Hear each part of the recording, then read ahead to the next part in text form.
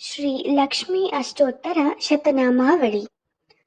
ಓಂ ಪ್ರಕೃತಿ ನಮಃ, ಓಂ ವಿಕೃತಿ ನಮಃ, ಓಂ ವಿದ್ಯಾಯೇ ನಮಃ, ಓಂ ಸರ್ವಭೂತಹಿತಪ್ರದಾಯೇ ನಮಃ, ಓಂ ಶ್ರದ್ಧಾಯೇ ನಮಃ, ಓಂ ವಿಭೂತಿ ನಮಃ, ಓಂ ಸುರಭ್ಯಾಯೇ ನಮಃ, ಓಂ ಪರಮಾತ್ಮಿಕಾಯೇ ನಮಃ, ಓಂ ವಾಚೇ ನಮಃ, ಓಂ ಪದ್ಮಾಲಯಾಯೇ ನಮಃ, ಓಂ ಪದ್ಮಾಯೇ ನಮಃ, ಓಂ ಶುಚಯೇ ನಮಃ, ಓಂ ಸ್ವಾಹಾಯೇ ನಮಃ, ಓಂ ಸ್ವಧಾಯೇ ನಮಃ, ಓಂ ಸುಧಾಯೇ ನಮಃ, ಓಂ ಧನ್ಯಾಯೇ ನಮಃ, ಓಂ ಹಿರಣ್ಮಯೇ ನಮಃ, ಓಂ ಲಕ್ಷ್ಮೀ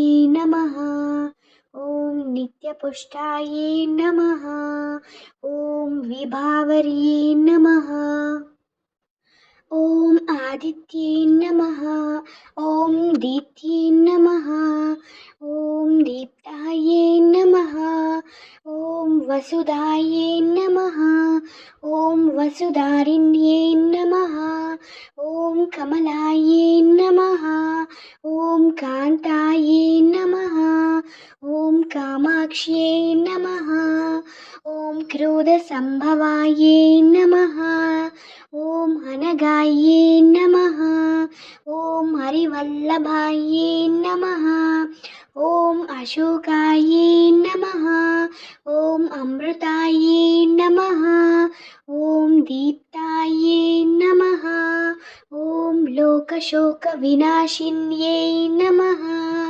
ಓಂ ಧರ್ಮನಿಲಯಾಯೇ ನಮಃ, ಓಂ ಕರುಣಾಯೇ ನಮಃ, ಓಂ ಲೋಕಮಾತ್ರೇ ನಮಃ, ಓಂ ಪದ್ಮಪ್ರಿಯಾಯೇ ನಮಃ, ಓಂ ಪದ್ಮಹಸ್ತಾಯೇ ನಮಃ, ಓಂ ಪದ್ಮಾಕ್ಷ್ಯೇ ನಮಃ, ಓಂ ಪದ್ಮಸುಂದರ್ಯೇ ನಮಃ, ಓಂ ಪದ್ಮೋದ್ಭವಾಯೇ ನಮಃ, ಓಂ ಪದ್ಮಮುಖ್ಯೇ ನಮಃ, ಓಂ ಪದ್ಮನಾಭಪ್ರಿಯಾಯೇ ನಮಃ, ಓಂ ರಮಾಯೇ ನಮಃ, ಓಂ ಪದ್ಮಮಾಲಾಧರಾಯೇ ನಮಃ, ಓಂ ದೇವ್ಯೇ ನಮಃ, ಓಂ ಪದ್ಮಿನ್ಯೇ ನಮಃ, ಓಂ ಪದ್ಮಗಂಧಿನ್ಯೇ ನಮಃ, ಓಂ ಪುಣ್ಯಗಂಧಾಯೇ ನಮಃ, ಓಂ ಸುಪ್ರಸನ್ನಾಯೇ ನಮಃ,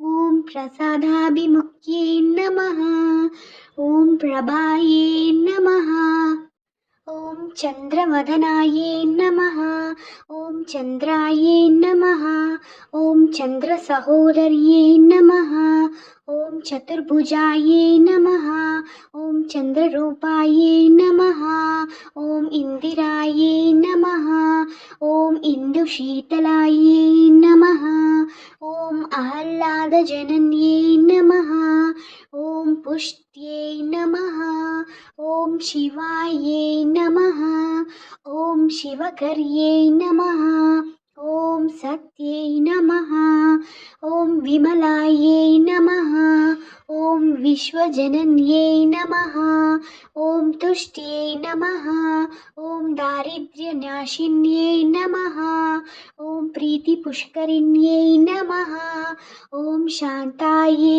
ನಮಃ, ಓಂ ಶುಕ್ಲಮಾಲ್ಯಾಂಬರಾಯೇ ನಮಃ, ಓಂ ಶ್ರೀಯೇ ನಮಃ, ಓಂ ಭಾಸ್ಕರ್ಯೇ ನಮಃ, ಓಂ ಬಿಲ್ವನಿಲಯಾಯೇ ನಮಃ, ಓಂ ವರಾರೋಹಾಯೇ ನಮಃ, ಓಂ ಯಶಸ್ವಿನ್ಯೇ ನಮಃ, ಓಂ ವಸುಂಧರಾಯೇ ನಮಃ, ಓಂ ಉದಾರಾಂಗಾಯೇ ನಮಃ, ಓಂ ಅರಿಣ್ಯೇ ನಮಃ, ಓಂ ಹೇಮಮಾಲಿನ್ಯೇ ನಮಃ, ಓಂ ಧನಧಾನ್ಯಕರ್ಯೇ ನಮಃ, ಓಂ ಸಿದ್ಧಯೇ ನಮಃ, ಓಂ ಸ್ತ್ರೀ ಸೌಮ್ಯಾಯೇ ನಮಃ, ಓಂ ಶುಭಪ್ರದಾಯೇ ನಮಃ, ಓಂ ನೃಪವೇಶ್ಮಗತಾನಂದಾಯೇ ನಮಃ, ಓಂ ವರಲಕ್ಷ್ಮ್ಯೇ ನಮಃ, ಓಂ ವಸುಪ್ರದಾಯೇ ನಮಃ, शुभायै नमः।